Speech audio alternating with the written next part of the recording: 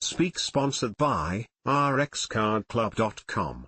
Get a free prescription drug card and save up to 85% on prescription drugs. rxcardclub.com. What happens to your body when you add avocado oil to your diet? Avocado oil may help lower bad cholesterol, LDL, and decrease heart disease risk. Using avocado oil instead of butter may reduce inflammation after eating. Replacing butter with avocado oil might help control blood sugar and insulin levels.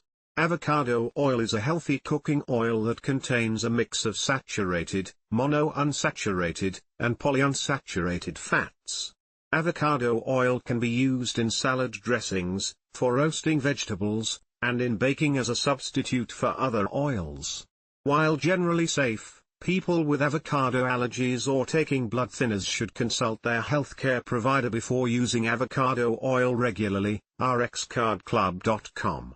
Get a free prescription drug card and save up to 80% on prescription drugs. /speak